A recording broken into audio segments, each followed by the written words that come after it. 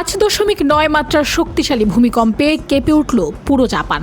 দক্ষিণ ও পূর্বাঞ্চলের পাশাপাশি রাজধানী টোকিওতেও প্রবল কম্পন অনুভূত হয়েছে। এই ঘটনায় 4 জেলায় অন্তত 23 জন আহত হওয়ার খবর পাওয়া গেছে।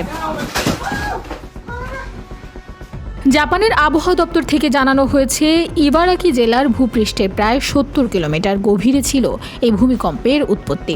ভূগর্ভের এই হঠাৎ তোলপাড় পুরো এলাকাকে এক পলকে লণ্ডভণ্ড করে দেয়। কেউ বুঝে ওঠার আগেই বিছানা থেকে ছিটকে পড়েছেন মেঝেতে, কেউ বা আতঙ্কিত হয়ে ঘরের দরজায় আর আসবাবপত্রে আঘাত পেয়ে রক্তাক্ত হয়েছেন।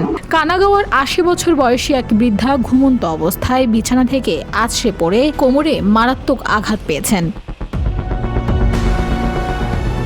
সবচেয়ে ভয়াবহ পরিস্থিতি সৃষ্টি হয়েছে যোগাযোগের ক্ষেত্রে। কম্পনের প্রচণ্ডতায় রাজধানী টোকিওর বিশাল ট্রেন নেটওয়ার্ক থমকে গেছে, আর মুহূর্তেই অন্ধকারে ডুবে গেছে একাধিক এলাকা। প্রধানমন্ত্রী সানায়ে তাকাইচির দপ্তর থেকে জরুরি ভিত্তিতে একটি বিশেষ টাস্ক ফোর্স গঠন করা হয়েছে পরিস্থিতি সামাল দেওয়ার জন্য।